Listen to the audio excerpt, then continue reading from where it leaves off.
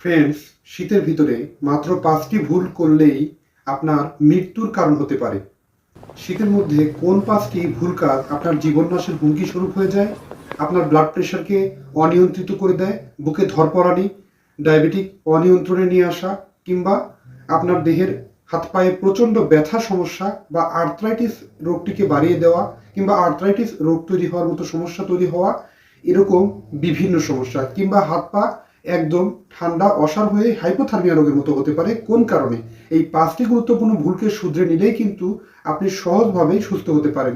আপনাকে জানতে হবে তাই অবশ্যই কোন কোন কারণে এরকম সমস্যা হয় এবং কিভাবে তার সমাধানটি করতে হবে।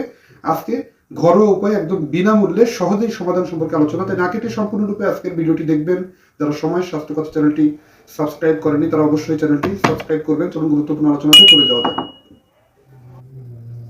সাধারণত ঠান্ডার সময়ে যারা অনেক বেশি পরিমাণে হৃদরোগে আক্রান্ত থাকেন তাদের এরকম সমস্যাটি বেশি হয়। প্রথম নাম্বারটি হচ্ছে হৃদরোগী ঠান্ডায় রক্তনালী সংকুচিত হয়ে তাদের হার্ট অ্যাটাকের ঝুঁকি বাড়ে। এটি কিন্তু একটা বড় ধরনের কারণ।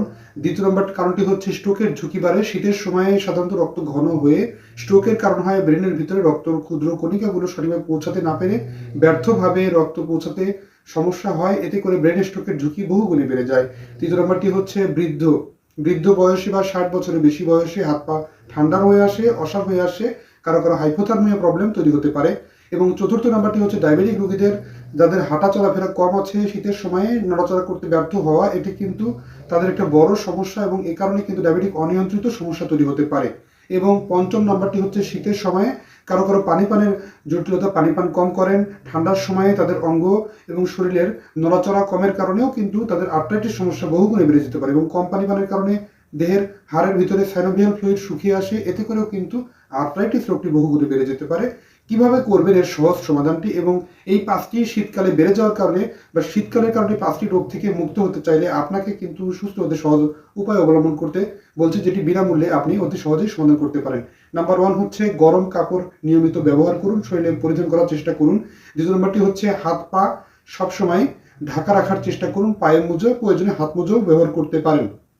তৃতীয় নম্বরটি হচ্ছে উষ্ণ পানি পান করবেন হালকা পরিমাণ গরম করে, কুসুম কুসুম গরম, যেটি আপনার দেহে সহনশীল মাত্রায়।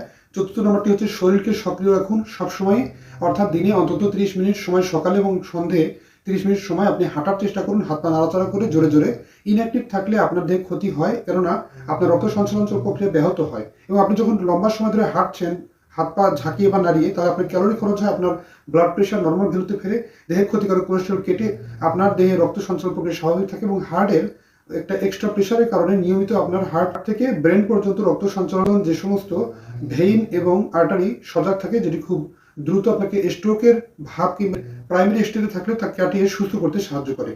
এছাড়াও আপনি অবশ্যই সঠিকভাবে পর্যাপ্ত পানি পান করুন এবং নিজেকে নিয়মিত সঠিক পরিবেশে এবং হাত পা গরম রাখতে হাত পায়ে প্রয়োজনে হালকা পরিমাণ সরিষার তেল ব্যবহার করতে পারেন, যেটি আপনার দেহকে গরম রাখতে সাহায্য করে এবং তাপ ধরে রাখতে সহায়তা করে। ধন্যবাদ বন্ধুরা। এই 5টি গুরুত্বপূর্ণ নিয়ম আপনাকে এই জটিল ও কঠিন এবং মৃত্যুর হাত থেকে পর্যন্ত বাঁচিয়ে দিতে পারে। তাই আজকের গুরুত্বপূর্ণ নিয়মকানুনগুলো সুন্দরভাবে ফলো করলেই কিন্তু দিব্যি বিনামূল্যেই আপনি সুস্থ থাকতে পারেন, ভালো থাকতে পারেন।